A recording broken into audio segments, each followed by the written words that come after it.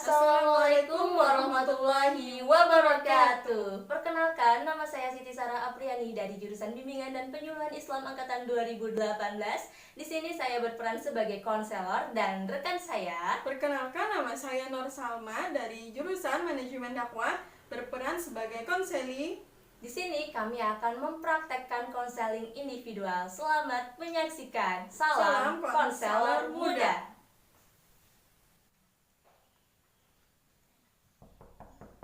Assalamualaikum. Waalaikumsalam. Silakan masuk. Silakan duduk, Mbak. Terima kasih, Mbak. Dengan Mbak siapa namanya? Salma, Mbak. Mbak Salma. Iya. Mbak Salma tadi datang ke sini pakai motor atau diantar? Pakai motor, Mbak. Oh, pakai motor Iya. sendirian ya, Mbak? Iya, sendiri, Mbak. Rumah Mbak Salma di mana? Di Pramuan, Mbak. Oh, dekat Iya. sini ya. Oh, tadi datang ke sini nyasar atau enggak sih? Enggak, Mbak. Wah, alhamdulillah Iya. dekat. Kalau deket aja ya, Mbak Iya. ya. Bagaimana kabar Mbak hari ini? Kurang baik, Mbak. Oh, kurang Iya. baik ya. Sebelumnya Mbak Salma udah kenal dengan saya? Sudah, Mbak. Alhamdulillah. Tadi Mbak Salma kurang baik katanya ya, makanya pengen konseling ya. Iya. Apakah Mbak Salma udah tahu konseling itu apa? Kalau dari pemahaman saya sendiri, Mbak, konseling itu solusi untuk memecahkan masalah, Mbak. Oh gitu. Nah, jadi saya luruskan ya Mbak ya, Iya. bahwasannya layanan konseling adalah proses pemberian bantuan kepada individu ataupun kelompok untuk memecahkan masalah. Nah, di dalam konseling ini ada dua orang yang berperan. Nah, yang pertama ada konselor dan yang kedua ada konseli. Nah, di sini saya berperan sebagai konselor dan Mbak Salma sebagai konseli. Yang mana konselor itu adalah orang yang membantu untuk memecahkan permasalahan, sedangkan konseli adalah orang yang memiliki permasalahan untuk dipecahkan. Nah, di dalam proses konseling ini ada beberapa asas yang harus kita patuhi bersama-sama ya Mbak ya. Iya, iya. Ada 3 asas. Yang pertama itu ada asas kerahasiaan, yang mana Mbak Salma kalau pengen cerita semua nggak apa-apa, insya Allah saya pegang semua cerita Mbak dan tidak saya bocorkan kemana-mana, karena yang tahu cerita Mbak hanyalah saya, Mbak Salma, dan Allah Subhanahu wa Ta'ala. Nah, yang asas kedua itu ada asas keterbukaan. Nah, yang mana seperti asas pertama tadi, bahwasannya saya akan menjaga cerita Mbak dan tidak akan membocorkan kemana-mana. Jadi Mbak jangan ragu untuk menceritakan segala permasalahan Mbak. Dan asas ketiga yaitu adalah asas kesukarelaan. Nah, Mbak tadi datang ke sini dengan hati yang ikhlas, tidak ada unsur paksaan kan Mbak? Iya. Iya. Nah, jadi Mbak, karena Mbak datang ke sini tidak ada unsur keterpaksaan, karena saya tidak memaksa Mbak juga datang ke sini. Nah, jadi maka asas kesukarelaan ini masuk ke dalam ke dalam ketidakterpaksaan tadi.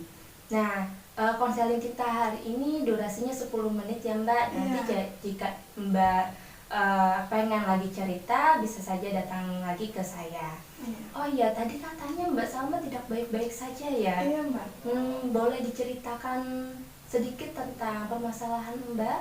Saya itu kurang percaya diri, Mbak. Oh, kurang percaya Iya. diri ya Mbak. Saya paham sekali apa yang Mbak rasakan.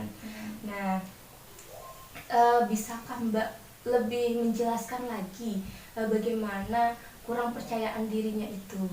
Ya, gini kan, Mbak. Kan seorang mahasiswa nih, pasti ada dalam perkuliahan itu maju presentasi. Oh iya, pasti Iya. ada. Kan ada yang kelompok dan ada juga yang mandiri nih, Mbak. Kalau Iya. kelompok kan ya gugupnya nggak Nggak terlalu seberapa nih. ya. Ya. Kalau sendiri kan gugupnya dan tidak percaya dirinya itu makin meningkat, Mbak. Karena sendirian Iya. tadi ya. Sehingga berbicara di depan teman-teman, apalagi di depan dosen, sangat tidak percaya diri, Mbak. Gitu. Gitu. Iya. Nah, ini saya masukkan ke dalam ayat ya Mbak ya, bahwasannya Allah Subhanahu wa Ta'ala berfirman dalam Al-Quran surah Ali Imran ayat 139, yang artinya bahwa janganlah kamu lemah dan janganlah pula kamu bersedih hati. Sesungguhnya kita adalah orang-orang yang tinggi derajatnya. Jika kamu beriman gitu. Nah, jadi berdasarkan arti ayat tersebut bahwasanya kita tuh jangan lemah, jangan pula bersedih hati, karena di antara makhluk Allah Subhanahu wa taala seperti hewan, tumbuhan, dan manusia lah yang paling tinggi derajatnya ya Mbak ya. Nah, jadi Mbak harus yakin, harus optimis, jangan pesimis. Kalau Mbak pasti bisa untuk tampil percaya diri seperti orang lain juga. Nah, bisa dipahami Mbak? Iya, bisa Mbak. Bisa. Oke. Apakah Mbak merasa nyaman dengan keadaan seperti itu? Sebenarnya kurang nyaman Mbak. Kurang nyaman. Iya. Saya ngerti kok Mbak. Kurang nyaman karena tadi gugupnya luar Iya. biasa ya Mbak ya. Iya. Apakah ada langkah-langkah, kan setiap orang tuh kan punya langkah-langkah ataupun pemikiran tersendiri lah untuk memecahkan permasalahannya. Nah, apakah ada langkah-langkah ya dari Mbak Salma untuk memecahkan supaya Mbak Salma bisa tampil percaya diri? Iya, biasanya Mbak, saya di saat presentasi saya membawa buku pegangan Mbak. Jadi di saat ada pertanyaan saya sudah ada bahan Mbak untuk menjawab dari dosen maupun teman-teman gitu Mbak. Oke, sudah siap gitu ya? Iya. Terus ada lagi kan Mbak untuk langkah-langkah selanjutnya? Mungkin Mbak saya harus lebih berkomunikasi dengan teman yang memang percaya dirinya tinggi Mbak. Benar. Begitu juga saya harus lebih belajar kan Mbak terlebih dahulu di rumah, kemudian mengikuti seminar-seminar sehingga public speaking saya ini bisa gitu Mbak, bisa berbicara di depan umum tanpa gugup gitu. Dan juga saya harus berpenampilan rapi nih Mbak, supaya percaya diri saya kuat. Mungkin yang paling akhir Mbak, intinya itu saya harus lebih berdoa gitu Mbak. Wah, bagus sekali Mbak. Mbak sendiri sudah bisa tahu mengenali permasalahan Mbak, dan Mbak juga bisa nih memecahkan permasalahan Mbak sendiri.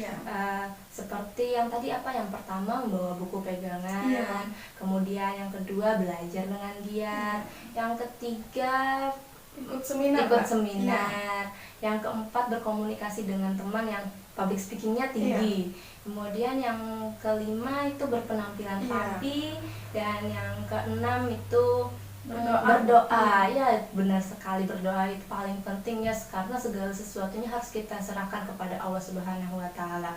Meskipun kita sudah siap, sudah ada buku pegangan, sudah belajar, ternyata kita tiba-tiba langsung blank karena kehendak Allah, kun fayakun kata Allah kan, terjadilah maka jadilah. Nah gitu. Jadi kita sebelum maju hendaklah berdoa kepada Allah Subhanahu wa taala, karena Allah Subhanahu wa taala lah yang merubah semuanya gitu. Karena kita cuma bisa berusaha aja ya Mbak ya.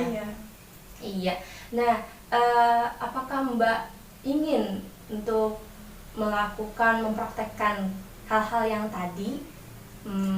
Iya Mbak, pas banget nih, minggu depan saya ada presentasi mandiri tuh Mbak. Jadi kan saya bisa mempraktekannya langsung di depan teman-teman dan di depan dosen. Nah, siap, bagus sekali Mbak. Jadi nanti minggu depan ya Mbak ya, Mbak harus nanti bawa buku pegangan, belajar lagi, kemudian tanya-tanya sama teman, belajar gimana sih caranya supaya public speakingnya bagus gitu.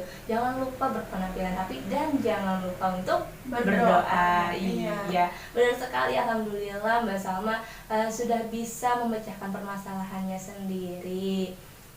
Oh iya, ini ternyata sudah 10 menit ya konselingnya. Wah, sayang sekali ya, ternyata sebentar aja kita konselingnya, nggak terasa ya Mbak ya.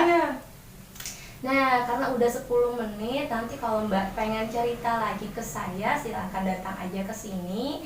Nanti insya Allah kalau saya bisa membantu, maka saya akan bantu. Nanti kalau misalnya saya tidak bisa membantu, kita nanti pecahkan bersama-sama, kita diskusi bareng kayak ini lagi. Oke, baik, terima kasih atas kedatangannya.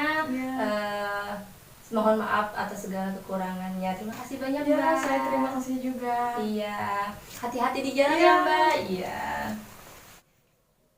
Terima kasih telah menyaksikan video praktik konseling individual dari kami, mahasiswi UIN Antasari Banjarmasin, Fakultas Dakwah dan Ilmu Komunikasi. Mohon maaf atas segala kekurangannya. Jangan lupa like, comment, and subscribe. See you guys. Wassalamualaikum warahmatullahi wabarakatuh.